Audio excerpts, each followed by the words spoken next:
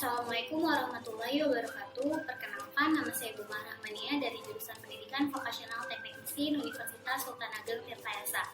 Di sini saya akan menjelaskan mengenai implementasi pembelajaran berbasis e-learning pada jenjang sekolah dasar pada masa pandemi COVID-19. Pendidikan merupakan salah satu garda terdepan untuk memajukan sebuah bangsa. Selain itu, pendidikan merupakan aset yang besar dan memiliki tanggung jawab untuk membangun dan mengembangkan karakter anak-anak bangsa. Saat ini, pendidikan di Indonesia sedang mengalami tantangan yang besar karena adanya wabah virus yang bernama Coronavirus Disease 19 atau yang bisa kita sebut sebagai COVID-19. Bahkan di berbagai belahan dunia juga ikut terjangkit virus ini sehingga menyebabkan berbagai macam sektor ikut merasakan dampaknya. Salah satunya adalah sektor pendidikan. COVID-19 merupakan virus yang berasal dari kota Wuhan, China, yang pertama kali ditemukan pada tanggal 1 Desember 2019 dan ditetapkan sebagai pandemi pada tanggal 11 Maret 2020. Virus ini dapat menyebar dengan cepat melalui droplet atau kontak langsung dengan orang yang terinfeksi. Saat ini di Indonesia ada sekitar 650.000 orang yang dinyatakan positif, 500.000 orang dinyatakan sembuh, dan puluhan ribu orang telah meninggal dunia akibat virus ini. Sehingga berbagai macam kebijakan telah ditetapkan agar pendidikan di Indonesia dapat berjalan sebagaimana semestinya. Menteri Pendidikan dan Kebudayaan Nadiem Makarim pada tanggal 24 Maret 2020 mengeluarkan Surat Edaran Nomor 4 Tahun 2020 tentang pelaksanaan kebijakan pendidikan dalam masa darurat penyebaran virus corona. Surat edaran ini berisi mengenai kebijakan Mendikbud mengenai peniadaan pelaksanaan ujian nasional dan pembelajaran dari rumah khusus tahun 2020 karena adanya COVID-19. Karena kebijakan ini, maka seluruh sekolah di Indonesia mulai menerapkan sistem pembelajaran jarak jauh berbasis e-learning agar memutus tali penyebaran virus corona.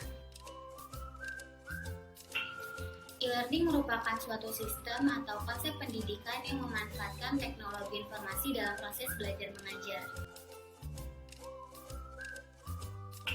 Berdasarkan data dari Kemendikbud tahun 2020, banyaknya siswa sekolah dasar yang terdampak akibat COVID-19 sehingga mengharuskan mereka belajar dari rumah sebanyak 28,6 juta jiwa. Dari sekian banyaknya siswa sekolah dasar yang terdampak, tidak mungkin kita biarkan begitu saja, sehingga proses pembelajaran dan pendidikan harus tetap dilanjutkan walaupun ada berbagai macam kekurangan serta keterbatasan yang harus dihadapi. Sekarang saya akan membahas mengenai kondisi yang terjadi saat ini. Terdapat berbagai macam permasalahan yang terjadi pada sistem pembelajaran jarak jauh. Permasalahan yang terjadi pada sistem pembelajaran jarak jauh ini tidak hanya terjadi pada media pembelajarannya saja, akan tetapi pada hal-hal yang mendukung proses pembelajaran online seperti kuota yang cukup tinggi untuk siswa dan guru guna memfasilitasi kebutuhan daring. Permasalahan lainnya yaitu siswa sekolah dasar merasa kehilangan panggung sekaligus panggung berinteraksi dengan teman sebayanya. Selain itu, para orang tua pun ikut terdampak karena tidak semua dari mereka dapat mengawasi proses belajar mengajar di rumah. Pelaksanaan proses pembelajaran daring akan berjalan dengan sukses dan lancar apabila memperhatikan faktor-faktor sebagai berikut. Yang pertama ada kenyamanan proses pembelajaran pada masa pandemi. Kenyamanan harus terbentuk dari dua objek, yaitu siswa dan juga guru. Kenapa? Agar terbentuknya proses pembelajaran yang aktif, efektif, dan juga bermakna walaupun proses pembelajaran tidak dilakukan secara tatap muka. Yang kedua, ada kemampuan adaptasi siswa dalam proses pembelajaran. Mendikbud menyebut pembelajaran daring merupakan proses untuk beradaptasi dengan teknologi. Apalagi saat ini sekolah berhadapan dengan generasi Z.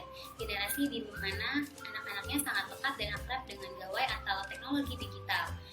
Oleh karena itu, sebenarnya anak-anak lebih mudah beradaptasi dengan teknologi.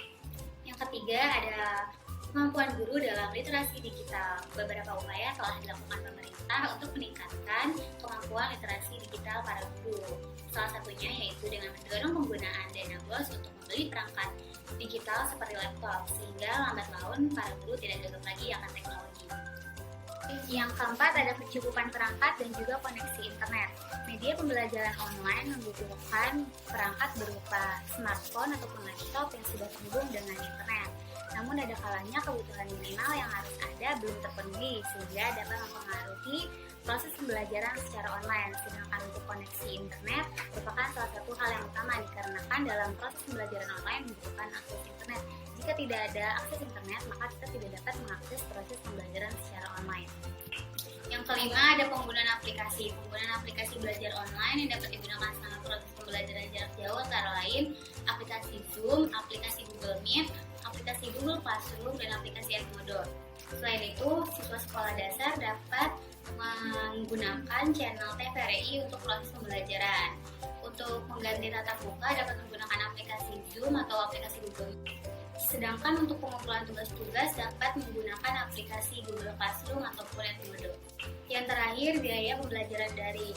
Masih ada sebagian orang yang menganggap bahwa pembelajaran daring masih mahal dikarenakan ada biaya yang harus dikeluarkan tiap bulannya untuk membeli paket internet maupun biaya listrik. Tetapi Kemendikbud mengeluarkan kebijakan dengan memberikan subsidi kepada siswa dan juga guru untuk memfasilitasi kebutuhan pembelajaran daring.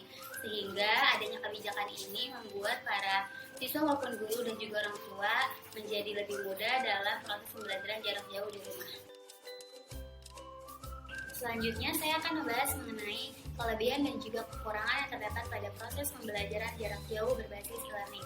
Yang pertama, dapat diakses dengan mudah dengan menggunakan smartphone ataupun laptop yang sudah terhubung dengan akses internet, maka kita akan dapat mengakses materi pembelajaran yang diberikan oleh guru. Yang kedua, biaya yang lebih terjangkau.